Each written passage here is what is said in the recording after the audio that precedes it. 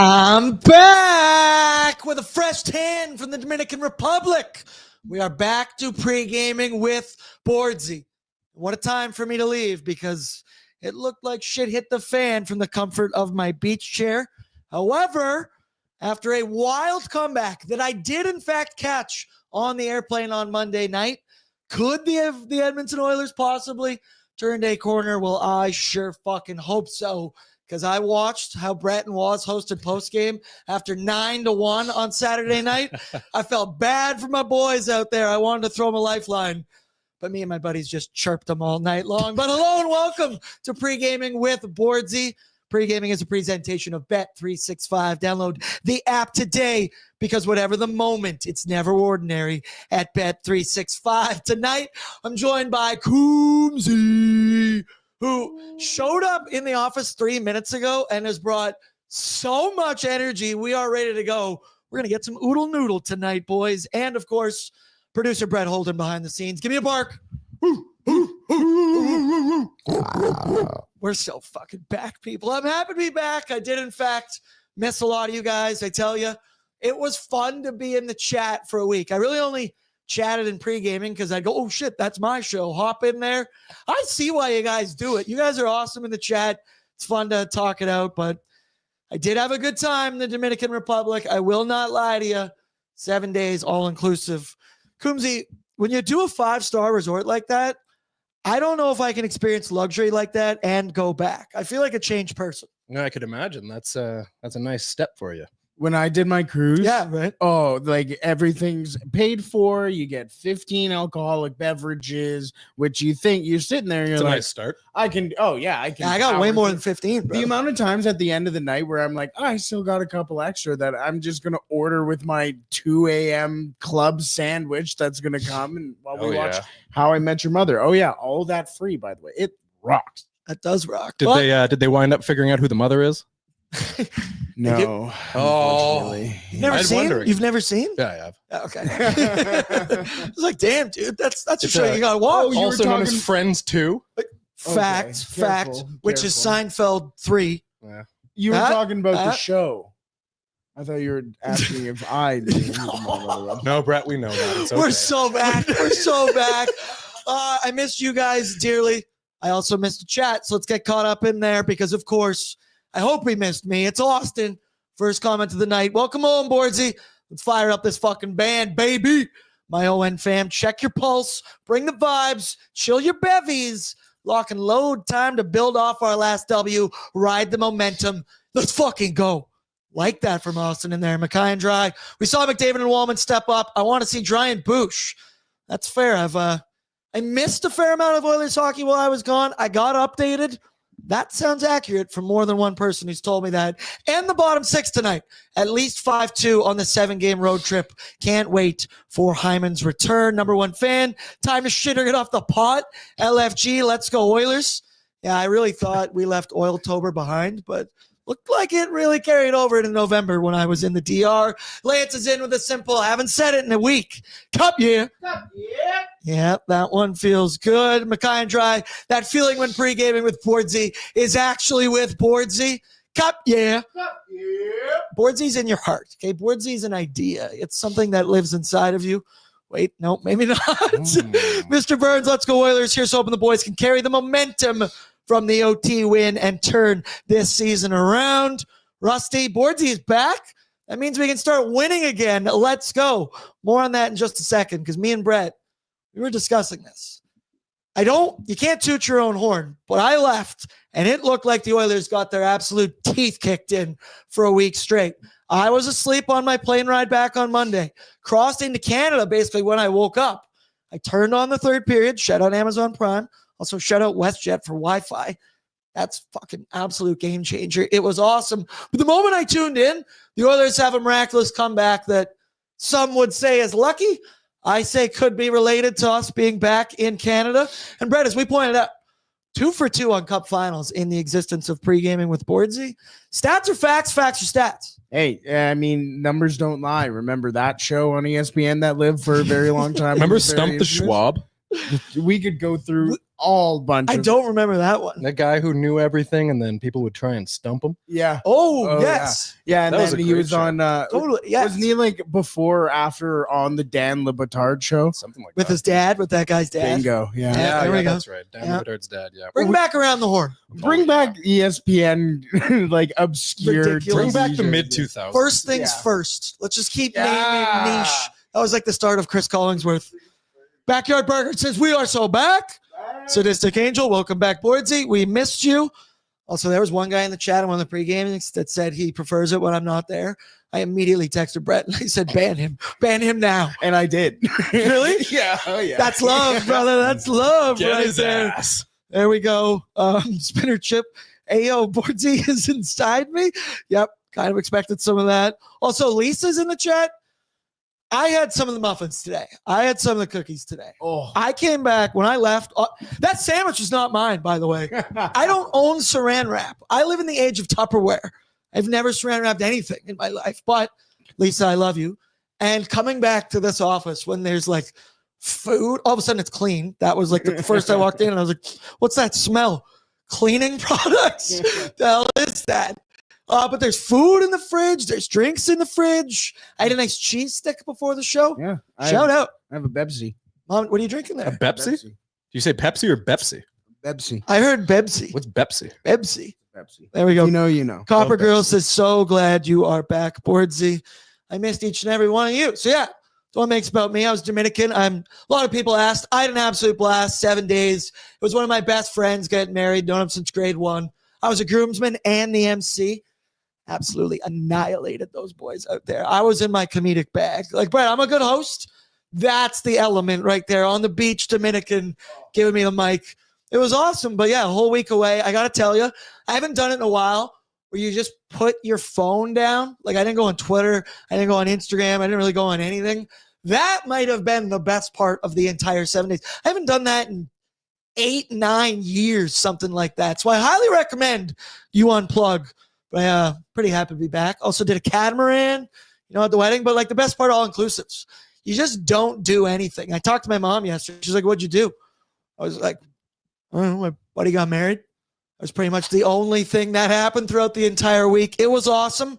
And also, I was a little concerned going in hurricane season when there was an active hurricane going on. My buddy, you would think that it would be cheaper, but it really wasn't during hurricane season. It was awesome. I tell you, it was just 30 straight days of sun. Like, it didn't even rain.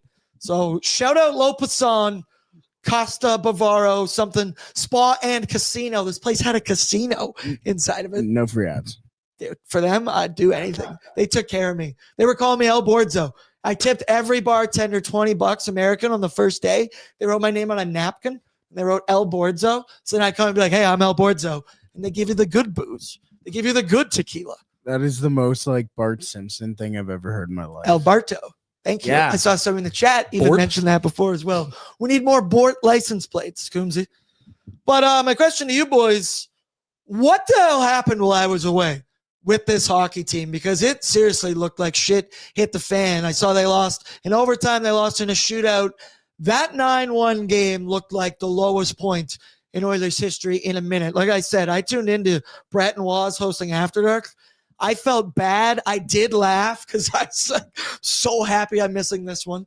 I had to host a couple after Cup Finals losses. That more than makes up for it. But Bert, you were sitting there. You were through all these. You still did the shows. You held down the fort. I talked to one of my buddies, the Super Gremlin, as the people may know in the chat. Because you see some of these scores. I checked some of the box scores. You see Stuart Skinner's numbers. You see everything. But the bit I'm online, everyone's just piling on Stu. So I asked him, was the goaltending just that bad this entire week? And while he said, yeah, it was obviously bad, it wasn't great. Even the Super Gremlin, the biggest Skinner hater I know, said it was hard to judge a guy because that whole team played without heart, was his wording for the entire week, and that it was so bad, even he felt bad for some of the Oilers goalies. Bert, is that theory accurate? Because once again, the only hockey I watched was the third period on Monday on, which was awesome. Yeah, no, I would say it's pretty accurate. There were still a few bad goals. Like the first Cale Makar goal that people are like, I saw somebody say there was no traffic in front, both goals, blah, blah, blah. we talked to Devin Dubnyk in the playoffs during it was another kind of quick screen goal that comes across. Just comes across right at the perfect time as Makar is shooting the puck. Very difficult for a goaltender to kind of time that up and be able to make that save. And it's Cale Makar who shoots that puck. Like it's going in the net. The issue that I have is about 2.5 minutes later when Cale Makar comes in with the exact same shot and angle and beats Stuart Skinner with the exact same shot and angle. So there were a couple of tough goals for Stuart Skinner, but I do believe that it has been a little bit of an amalgamation of the play. Good word. Nicely done. Good word. Of what's going on in front of him. Like there's just been a lot of poor play, some bad darnovers, a la Andrew Mangiapane in the Columbus game. Lazy, like I don't know if you saw the still of Darnell Nurse being right behind the net. Like there's been some rough and lazy, apathetic plays from the Edmonton Oilers in the last couple of games, and it's kind of fallen on the goaltender's shoulders. I also think Calvin Pickett's had a rough week. Yeah, I only saw the one highlight of the Parker Kelly short-handed breakaway where that's a controller dying. That looked like he died. That looked like he died during that. And then he gave a little sign of life with the kick at the end there, Brett. That was a little weird. My other question, Coombsy, because it was a big issue before I left. Can the Oilers successfully complete a breakout pass these days? Has that part gotten better? I'm not sure. No, it seems like that's going to be something that they're going to have to relearn this season. And it's like a lot of the fundamentals that they seem to just have and do well and things we take for granted when they're playing well. And you sort of think, well, you know, next season they come in with largely the same roster. Everything should be the same. But here we are, and they're just sort of relearning those same sort of basic skills. It's strange because this version of the Edmonton Blue Line was, I thought, a big strength last year. I think it's the best I've seen in the McGrath era on paper. Yeah, undoubtedly. Like we saw a lot of good from that blue line last spring, and then oddly enough, over the course of the summer, and here we are in the fall and early winter time, and it looks like a very different group for some reason. It's hard to say exactly what's going on, but I'm one of those people that's not really going to worry about what the Oilers are doing until the calendar turns to 2026. I subscribe to that very same theory, but I hope we still have people freaking out in the chat all season long. I need that. Hook it to my veins, Bird. I missed it. I think that still comes with the caveat of like still winning games. Like you can not necessarily, I don't want to say look lazy in games, but there's also a fact of coming into your game. There's new coaches, new players. I think you're starting to see, okay, the Oilers can win in this situation, this, that, and the other thing. You're seeing a comeback win, all that stuff. But I think you kind of give yourself to the start of next year to sit there and go, okay, now we need results from the mistakes that we have made. I think that's kind of an important caveat to mention when it comes to like, oh, well, I don't care because I'm in the same boat. Like, I don't give a real shit about what happens on the ice or like results wise, as long as we see development and progress on the ice from this team, from the mistakes that you make. Seeing on the opposite side of that, you know, I'm thousands of miles away. I didn't get to watch any of this hockey. I saw 2 loser points, a 9-1 drubbing, and then they won the game on Monday. So I didn't have to experience any of that, but like to just come out of that and go, that doesn't sound so bad at the beginning of November. From my seat on that beach chair thousands of miles away, I was like, that actually seems pretty successful for the Edmonton Oilers, considering what I saw when I left on vacation. But let's talk about Monday because the Oilers obviously, hey, they needed that game. After the 9-1 shit stomping from the Colorado Avalanche, they needed a response. It sucks that they had to, you know, go down 2 goals, I believe, possibly twice in that game on Monday. And then, hey, you got to be lucky to be good to be lucky. Jake Wallman finds a way to get that game sent into overtime, and then the Oilers find a way to get it done. You never apologize for wins in the NHL, but kind of the debate since Monday, all I've heard is, okay, can this be the turning point for the Edmonton Oilers? Is this where it starts to happen? Connor McDavid in his post-game interview on Amazon Prime there was saying, like, I hate that we have to do this, put our backs against the wall in games, then even go even further for them to actually punch back. And that even applies just the beginning of the season as a general as well. Shouldn't need to do that, but hey, are we here? Could this be something what's been discussed? Hey, finally, congrats. The Edmonton Oilers got in a fight in their last hockey game. And this, shout out to Trent Frederick because Boy, oh Finally. boy, he got the shit kicked out of him right there. I watched it on ONE. I watched Liam say repeatedly, he needs to go get in a fight. What the hell else is he doing? I saw his response of like, I only have one goal. Why would anyone fight me? Because you make someone fight you. Or in his case, you go fight the hardest mofo out there in the NHL. Bert, do we have the photo of Freddie's face by chance? Oh yeah, bring that in when you can, because shout out to him. That was a tough one for, oh my Lord. My poor boy. They massacred my boy. You gotta do what you gotta do. You gotta do what you gotta do. It's something we haven't seen all season. So shout out to him. It's absolutely insane that what game was that? Game 17, 18 of the year. And we're almost a quarter of the way in. And that's the first fight you see from the Oilers. That was then. This is now. Can the Oilers... When I left, there was no physicality, no hitting going on. And I saw on Monday night, obviously Freddie gets in that fight. Vasily Podkolzin had 5 hits. He absolutely laid out Danton, whatever, Matejchuk, whoever you say his name. Boy, that kid had a rough game. Got his ankles broken, got lit up by pods. Hey, is this now where we go? Because you know what travels, especially, and we'll talk, Oilers about to head on a 7-game Eastern road trip. Tyler had a great line today. He said, hey, skill has nights off, but effort doesn't. And especially when you're traveling, this could be long here for 2 weeks as we travel along the eastern coast there. Coombsy, can the Oilers build off this? Maybe not even the win or whatever. Don't need to get bigger than that. But the physicality that I saw in that game on Monday night, that's hockey. That's the Oilers. I don't expect them to be the toughest team. I don't need them to get in a fight every single night. But there was scrums in that hockey game. There was defending your crease in that hockey game. Can the Oilers start to build off that? Yeah, that's what you sort of hope, because I mean, there's a few things you can take from that game, and what you don't want them to take from that game is, well, we can play 15 good minutes, have a comeback in the third, and win in overtime because we have Connor McDavid on our team.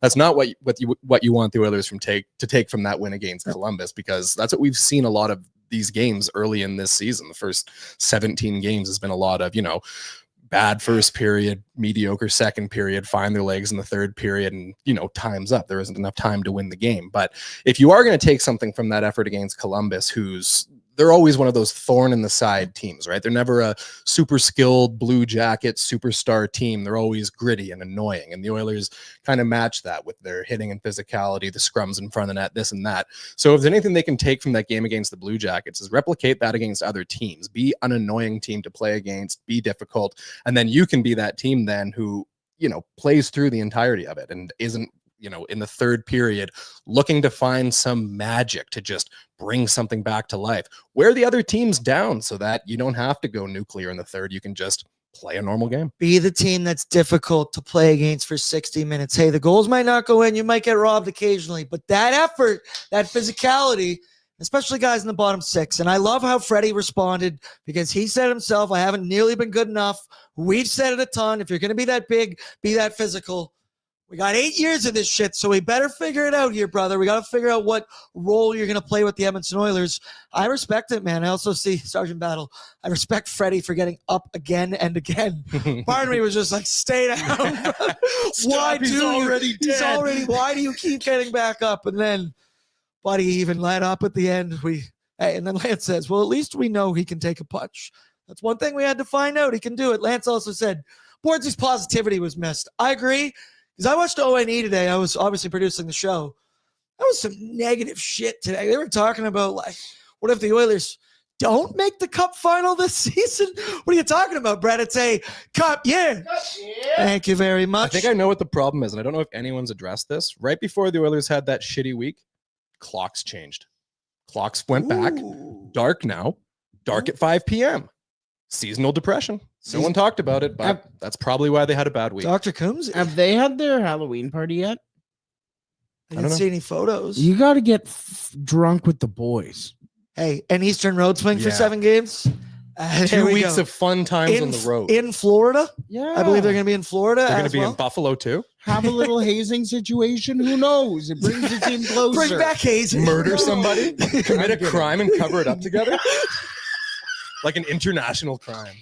No. Kidding. No international crimes. It's a joke. No It's international all in crimes. jest. But that's bonding. Also, the point that, like, it travels to tonight, right? Like the physicality. You're playing against a team tonight that's expected to have Nick Delorier, Garden Hathaway in their lineup. The way Philly's played this season, they're defensively stingy. They don't allow him much. You look at big Travis Sandheim on the back end. So that physicality might be needed. I also said to Brad earlier today, what would Rocky Balboa do in the city of Philadelphia? All right. He'd get up, Rock. Get up, Rock. Also, timeout. Craziest part of the day. Liam said he's never seen Wayne's World. Oh. Have you seen Wayne's World? Brett, I've seen parts. Frustrate me so much. I think it was like a TV movie. Party on, Wayne. Do you know that at least? Do you at least know the Bohemian Rhapsody scene when they're in the car and they Yeah. At least course, yeah, no, like a few. It's one of the best parts. One of the best Party parts. time. Excellent. Woo! Stop, Bordzy. Stop. Tonight, though, the roadie, it's going to start off in Philadelphia, the city of brotherly love. I'd also like to point out, home of the biggest scumbag sports fans in North America. And I mean that with love when I say that thoroughly, because Philly, that's a tough place to play. You've heard about it all over every single sport. They're built different in Philadelphia. They're a little bit ruder to the athletes, you could say. The Flyers on the air, kind of surprising. 8-5-2 record on the season. They're right in that, as Liam kept calling it today, the mushy middle of the Eastern Conference. They've played 10 of their first 15 games at home. Here you get a look at the head-to-head numbers between them and the Oilers. There's one thing you will notice. The Philadelphia Flyers do not allow a lot defensively. Their goals against, very high, top 4, I believe, in the NHL. So that means 4th. Their PK, unbelievable, 88.2%. They're getting good goaltending as well from one Dan Vladar. He's got some excellent numbers so far this season. But the one thing about Philly, shout out to Michael Menzies. If you're not reading his pre-scout report articles on Oilers Nation, what are you doing? Because he helps me prep for the show every single day, and I don't even know if he knows it. I love you, Menzies. But the Flyers, they rank 31st in expected goals for, and they rank 1st in expected goals against. So what does that lead to? Incredibly low scoring, boring as shit hockey games for Philly. They have scored more than 3 goals only 3 times this season, and they've allowed more than 3 only 4 times this season. Coombsy, I was hoping I was going to come back to an offensive shootout point night for the Edmonton Oilers and really prove this Bordzy theory correct. But I do have a feeling we might be getting the opposite tonight. What do you make the Flyers so far this season? And those defensive, stingy might be the word of the show. I feel like that's the word I'm going to keep saying. These Flyers, their defense, their grit, they're everything. Yeah, that's sort of the Rick Tocchet head coach style. He, of course, came in this offseason, left Vancouver, whatever was going on there with the Canucks. He did not want to be a part of it. Seems like they're going downhill. He's off to Philadelphia, and now Philadelphia looks like they're doing what Vancouver did a couple of years ago when Rick Tocchet came in as their head coach, which was what we talked about earlier, being that like pain in the ass team to play against.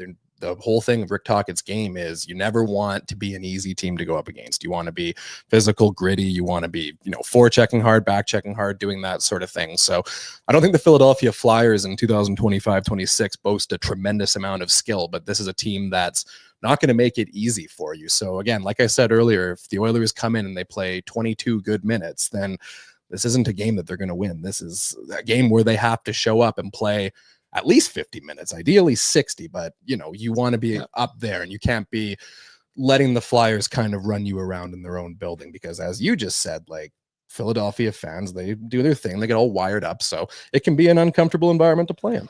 Don't make it easy. Let's compete. Also, the Oilers accountant. Do we get another fight? Brett, speed round.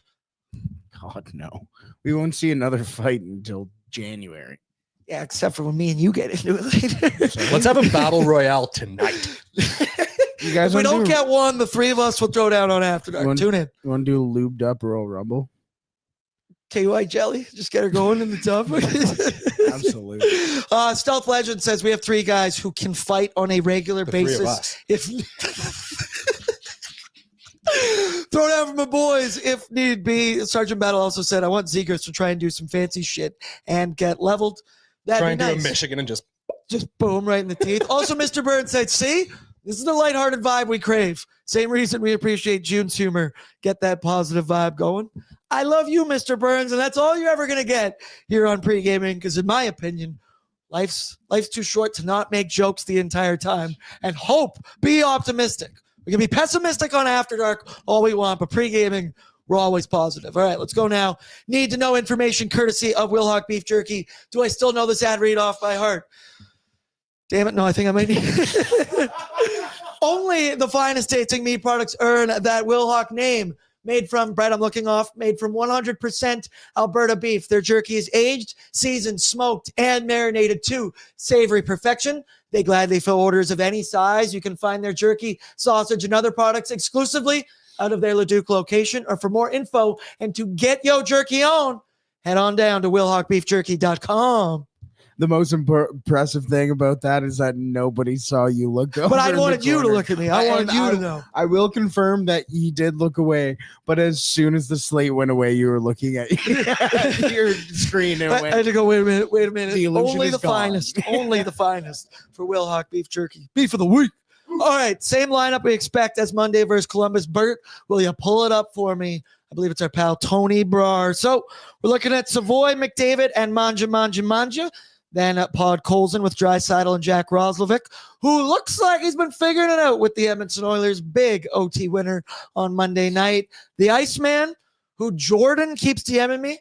He got an Iceman jersey recently, so now we go. Now the goals are going to come. Adam Henrique centering the third line with Freddie, who looks like he has one eye right now. Fourth line, he's back, baby. Jeans. Matthias Jean-Mark with Noah Philp and Curtis Lazar. Blazer. And then your deep pairings, Ekholm with Bush, Nurse with Wallman, Kulak with Ty Emerson, and of course, Stuart Skinner is going to get the start. So the Oilers, they're going to begin their 7-game road trip, the longest of their entire season. And you know what's awesome? When the calendar turns to 2025, the Oilers do not travel to the eastern part of the country once from there on out. They already had I think it was a 6-gamer in the East earlier this season. Now we got 7. For as much as it stinks, it's pretty good for the Edmonton Oilers. We're going to be loving how many home games we're getting. That also is going to mean more Greta party events, Dogpatch, Nation Night Out coming up. I mean, we're going to have a lot more of those, but we'll get into that. Look at this, all this blue in January. 4 away games. That is wicked. And everyone's going to hate coming to Edmonton in the dead of January. It's going to be cold as sin out. And use it to our advantage. Look at the teams that are coming in. The New York Islanders, the New Jersey Devils, the Pittsburgh Penguins, the Washington Capitals, the warm and sunny Orange County Ducks, the San Jose Sharks. Those are trips for those teams. Bring a jacket. Ice up, son. Ice up. Imagine they just didn't. The whole team forgot all of their winter stuff and they get here and they're like, what? What? That's right. It's cold. Bert, can you show the road trip schedule here, though, we got for the Edmonton Oilers coming up? Do you have November in there as well? Yeah, one sec. Because we're going to get Philly tonight and we're back to Columbus tomorrow. So there's one back-to-back. And you get the Carolina Hurricanes on Saturday. Then you get the Buffalo Sabres on Monday, which could mean, actually, is there a football game in Buffalo on Sunday? I'd be curious. That'd be a fun team bonding event, Bert. Go hang out with Bill's Mafia and tailgate. Yeah. Iceman just gets put through a damn it. I'm Matthew Savoy. Damn it. Then it moves on. Then there's another back-to-back at this point next week against the Washington Capitals, the Tampa Bay Lightning. Is that Thanksgiving? U.S. Thanksgiving's the Thursday, right? Against Tampa there?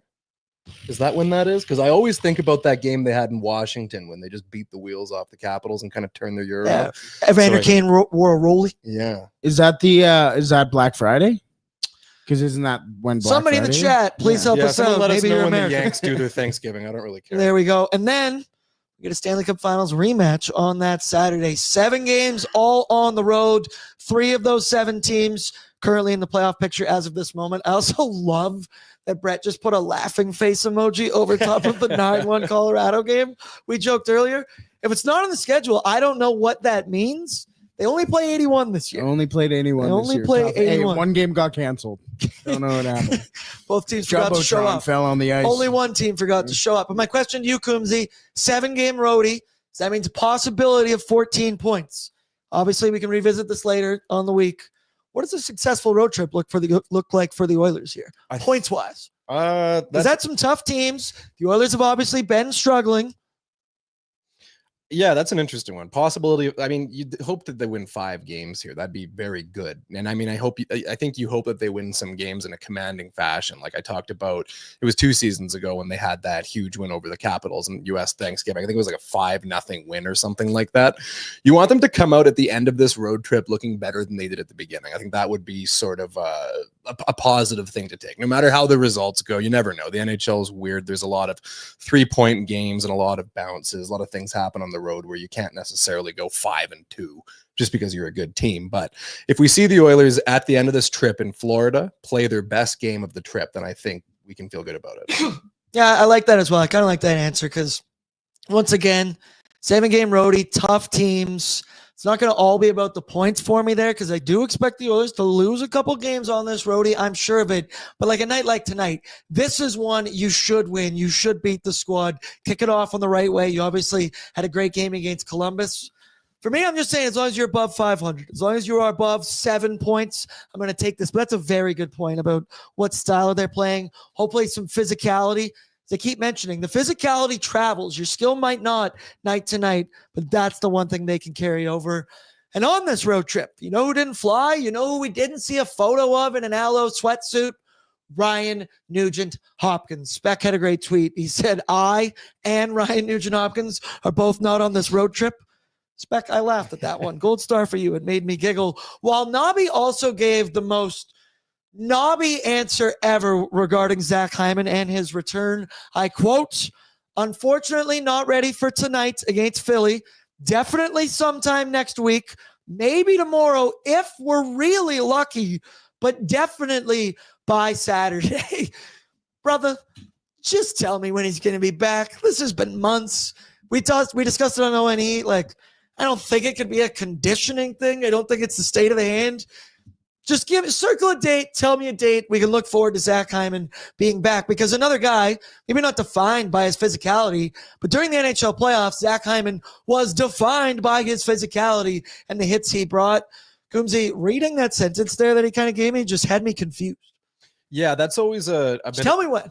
Yeah, it's sort of a challenge, and there's also kind of the difficulty with the LTIR as well. The Oilers have to navigate some salary cap and some roster stuff, so I would guess that that right now it isn't specifically about, oh, geez, Zach Hyman's at 97% and we need him to get 3% better.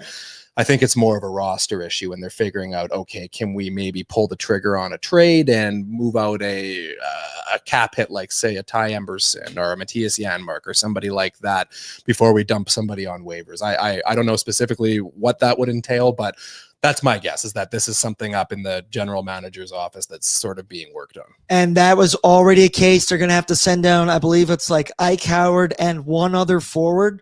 Shout out Hart from Puckpedia because he responded to Tyler's text pretty quickly. And he basically said, if it's Iceman getting sent down, you can send down just one other player because Iceman's 1.6 with bonuses is included in that.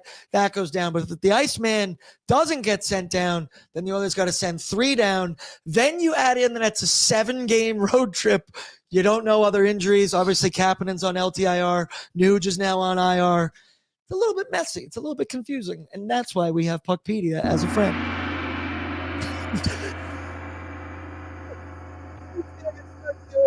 4-3 record, 2.91 goals against, 883 save percentage.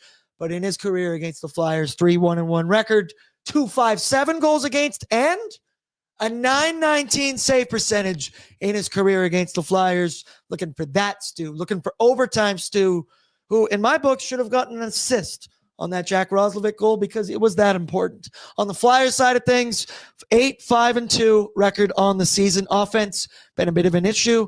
They rank 26th in the NHL in goals for, 30th in shots on goal, and are below 20% on the power play. But then defensively, they're pretty damn good, brother. They goals against, 5th in the NHL. PK, 4th in the NHL.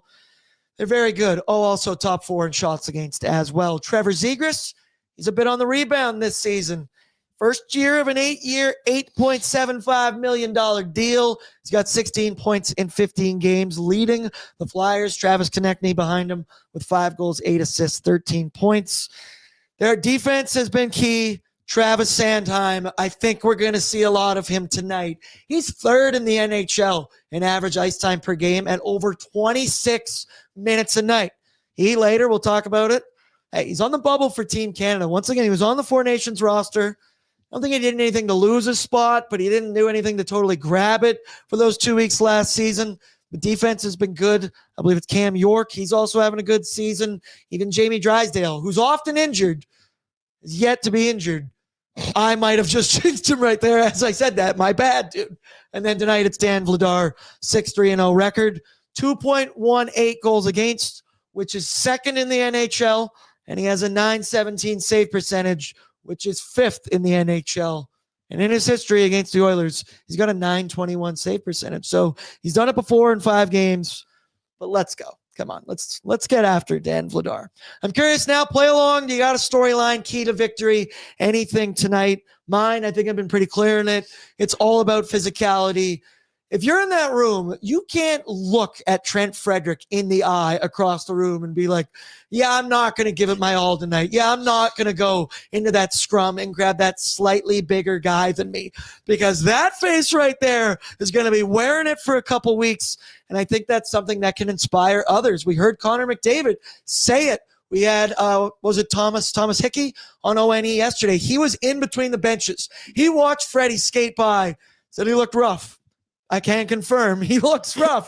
And that everyone on the bench, regardless of the result of that fight, was fired up, inspired, sat up, leaned forward with their remote. If you're a gamer like I am playing Shell, you know what that is. The team got full energy, even though he lost the fight. That doesn't happen in Shell. But I'm looking at guys like Pods. I'm looking at Dry. And once again tonight, Nick Delorier, Garnett Hathaway. Those are guys. You can't let them run amok. You cannot let them run around and fuck around, or they find out, Bert. The Flyers have been a very physical team as well. Like, as somebody who has been very involved in hockey fights this year, their name pops up a lot this season. Team that likes to get into scrums, do some stuff after the whistle. Garnet Hathaway threw like a half-hearted hit after the whistle. Half-hearted hit? Half-hearted hit. I believe just Sid, Soft. maybe not. But he kind of popped him a little bit. And like you mentioned, Garnet Hathaway, like that's going to be the guys who bring energy. And that's kind of the thing that I'm going to watch. Sorry to kind of jump in there, but be a team that shows some energy here. Like, you're on the road, you showed no pop at home. Go have a little pop away from home. Like, go have some fun tonight. What would Rocky Balboa do?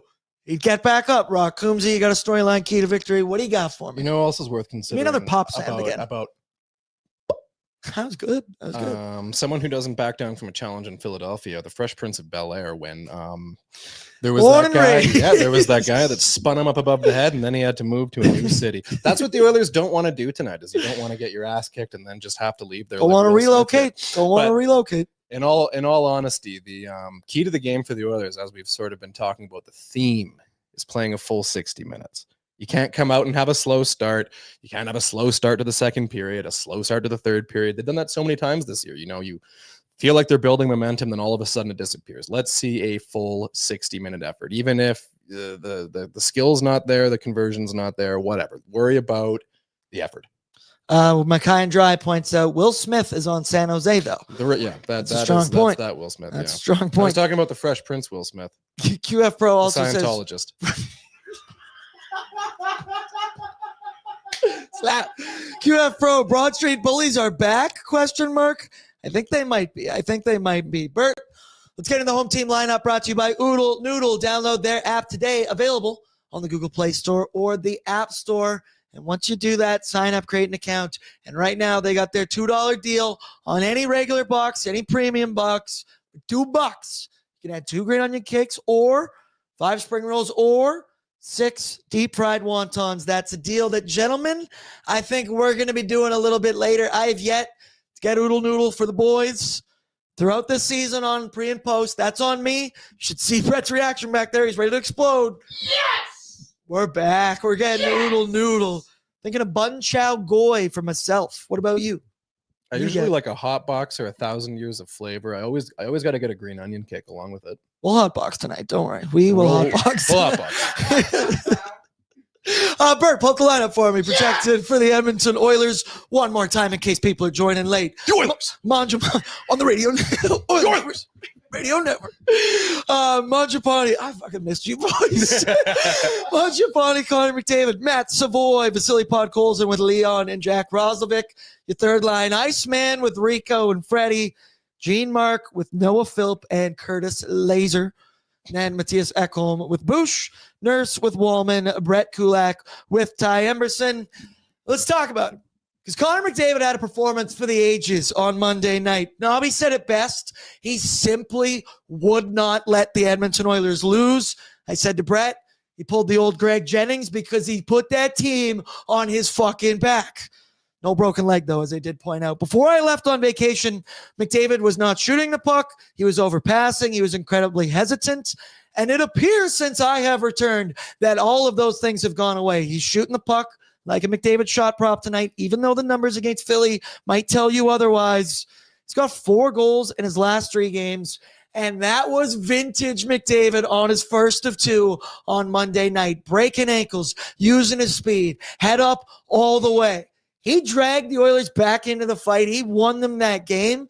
And I got to say, somebody on my plane was like, man, it shouldn't take McDavid heroics to do that. Sometimes it's gonna. Sometimes you do need to let your best players simply just be your best players. That's why you pay him so much. That's why we're so blessed to have him. But it kind of feels like, and we saw it, he was yelling at Bush in practice. He seems more vocal. He shaved his face. This is a serious time for Connor McDavid. And I think he knows that he might have to drag this team into the fight offensively some nights. And obviously, he told us all summer long, I'm going to shoot the puck. I want to score 40, 50, whatever. This McDavid over the last week kind of looks more like that guy. And tonight, I think he's going to do the same. McDavid is hot, Coombsy. Yeah, McDavid for his career is kind of beating the piss out of the Blue Jackets. They're one of those teams where, I don't know, I just sort of have a feeling that you watch them growing up and you're like, this isn't a real team. And then you go into the NHL and you still feel that way. You're like, this is not a real team. Connor McDavid has 11 goals and 36 points in 19 games against the Blue Jackets, including that amazing one he scored, I believe, in his rookie season when he came back from his injury. And that injury, of course, happened against the Philadelphia Flyers and a name that we don't like to say, Brandon Manning, when he did the whole clavicle thing.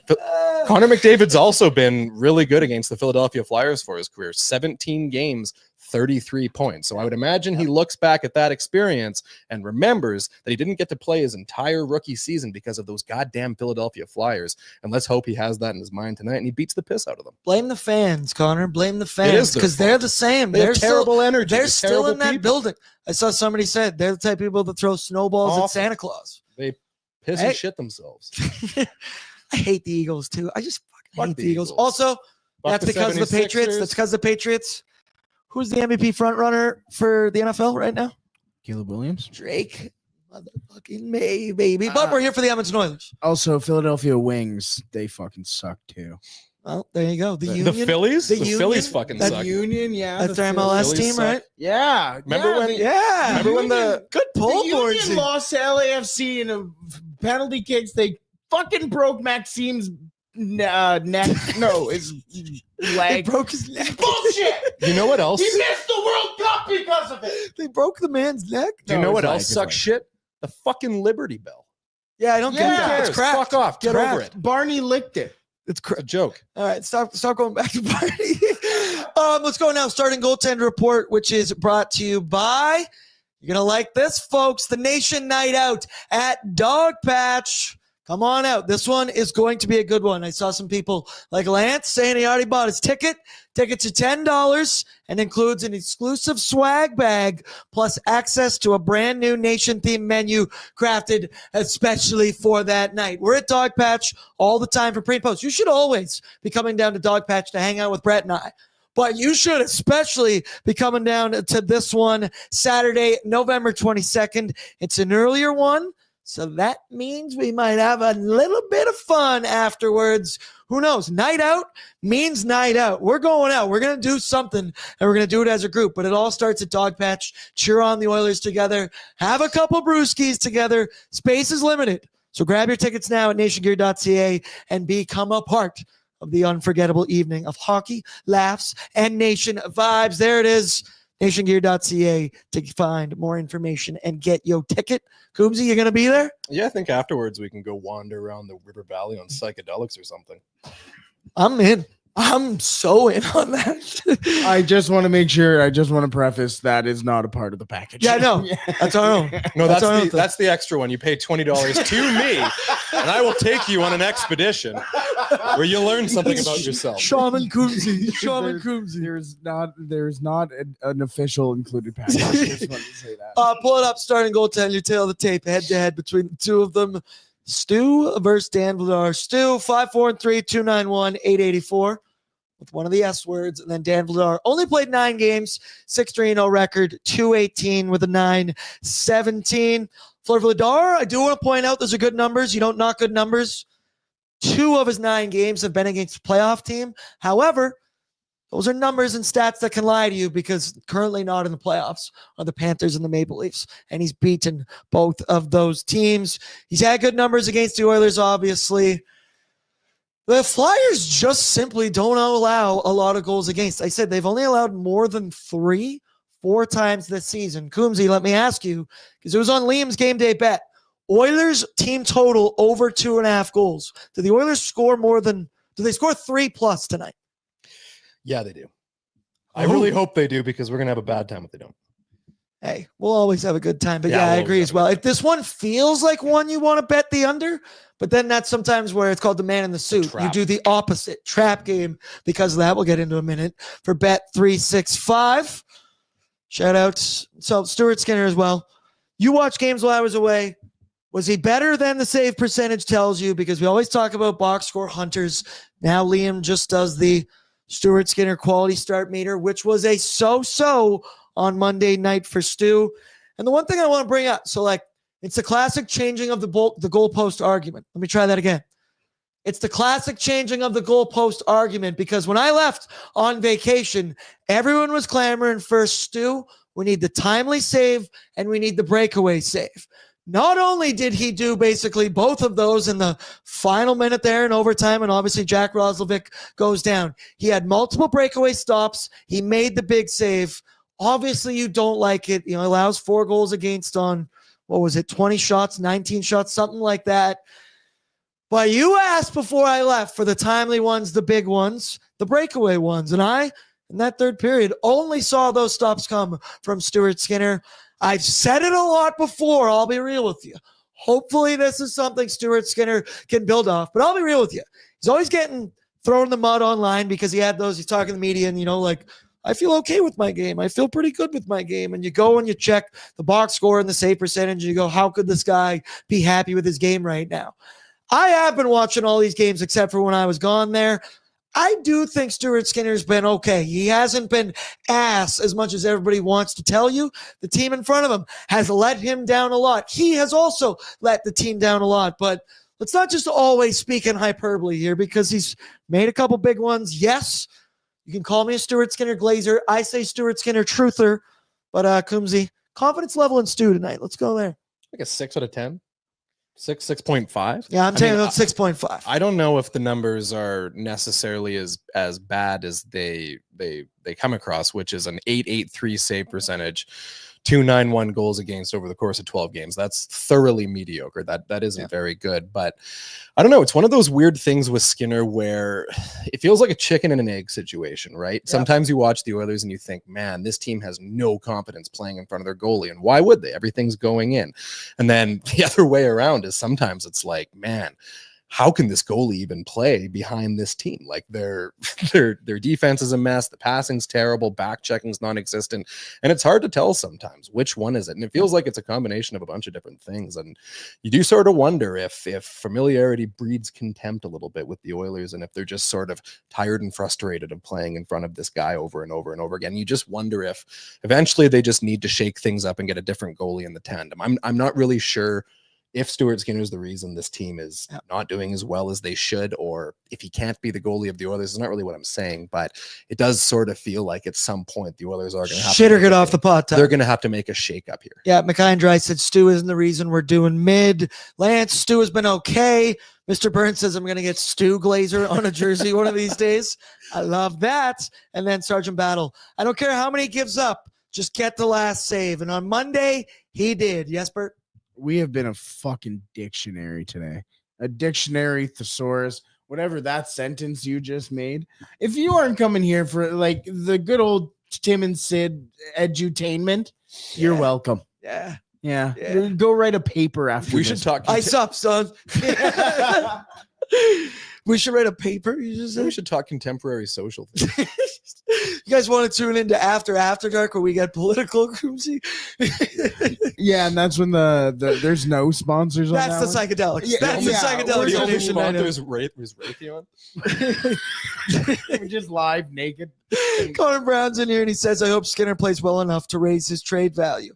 Hey, even that's a good point if you want to do something like that. The line I always say is, as much as people might not love it, the best scenarios for the Oilers is for Stu to find his game and become the franchise goaltender. The argument's always made, the comparisons.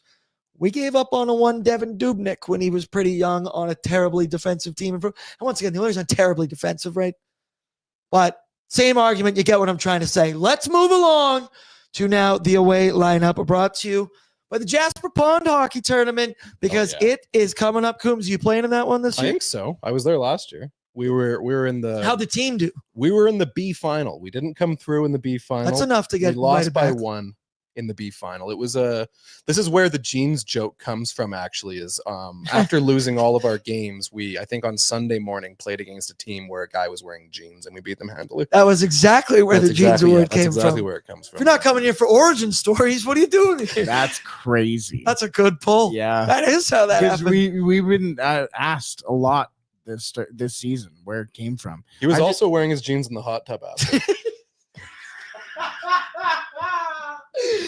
Like denim. Come to the pond hockey tournament and get made fun of by these mediocre guys. None of us are good at hockey, but Bring we're your all jeans. assholes. Bring your jeans. Somebody please add a team that's just all jeans. All you're wearing is jeans. Just Brad, jeans. let's fucking add that to you. Yeah. I'll pay can't what I skate, must but I'll to try. commit to a joke. But then you'll look like you're playing in jeans. I'll wear That's the point. Yeah, 100. I'll wear broom ball shoes.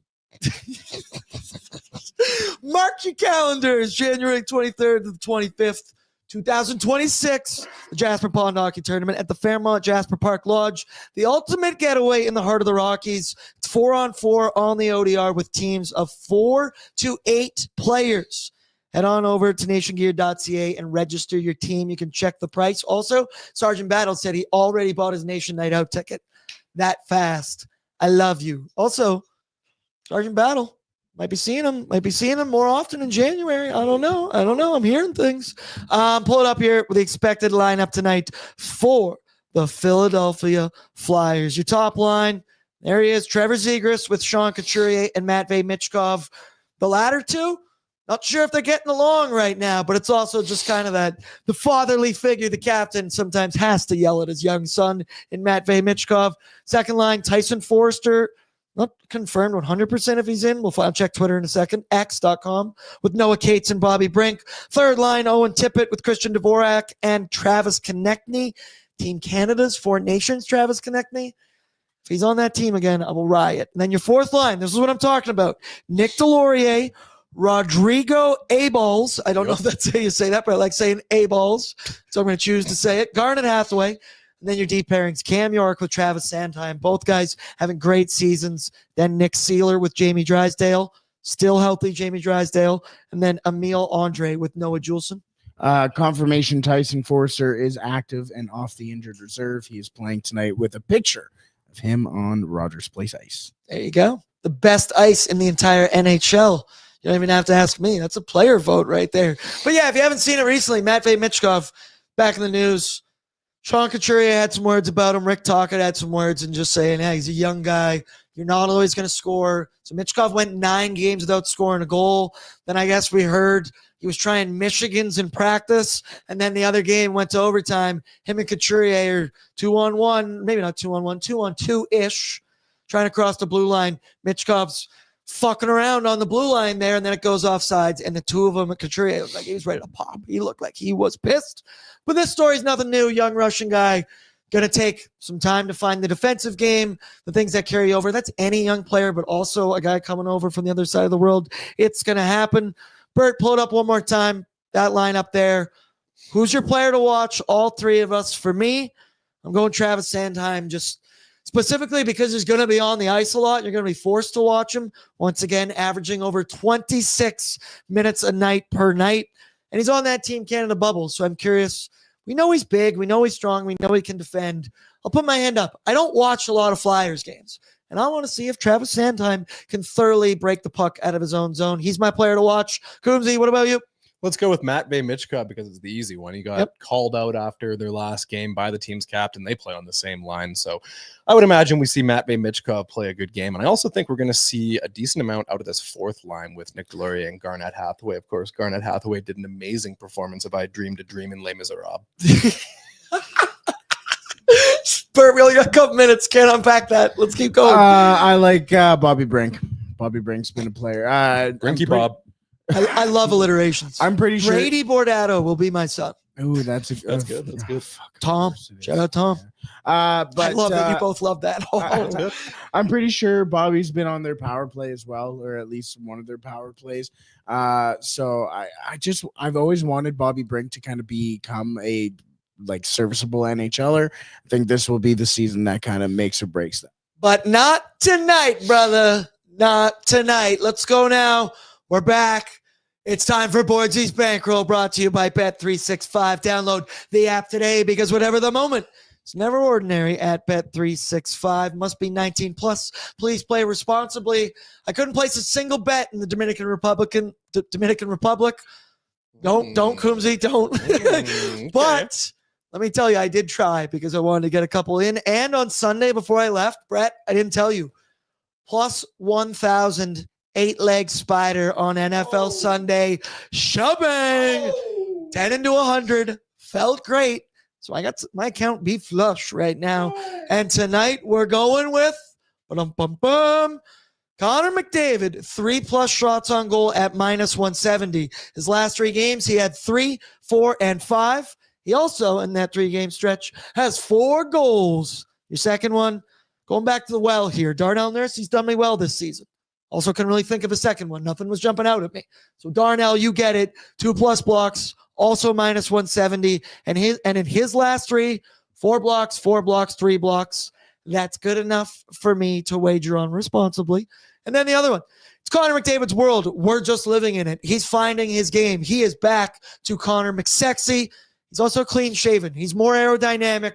We like him for 2+ points. And with the way he's been playing lately and scoring, -105 blew my mind that Bet365 is offering that. You ain't going to find 2+ points better than that for 97 all season long. Way too good odds, even against a defensive team like Philly. Coombsy, which of these 3 bets do you like the most? Well, I placed this parlay. I like the McDavid. I like both the McDavid ones, honestly. I mentioned earlier, Philadelphia is one of those teams he plays well against, and he just had that huge game on Monday. I don't think it's going to be a one huge McDavid game, and then we're done. Absolutely. Bert, what do you like? You know, I'm a block boy. I don't think I can say that.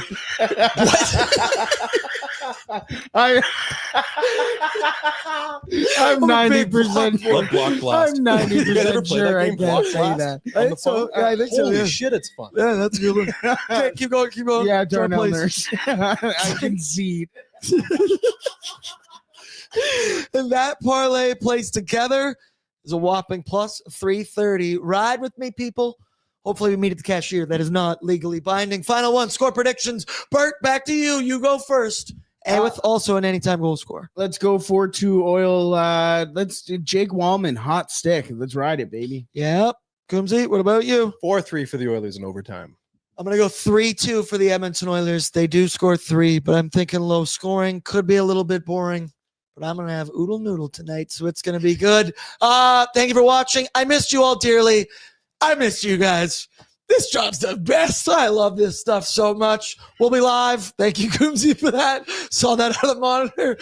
We'll be live, ONED, right here on the Oilersnation YouTube channel at the conclusion of the hockey game. Hopefully talking about a W, and if not, I'm sure you'll get a lot more nonsense than you got on this one. I love you all. I appreciate you all. Throw down your courtesy like on the way out. The algorithm's doing us dirty these days on ON. Need you guys to help us out. Love you all. Good luck in the Bet365 Battlegrounds, and we will talk in a bit.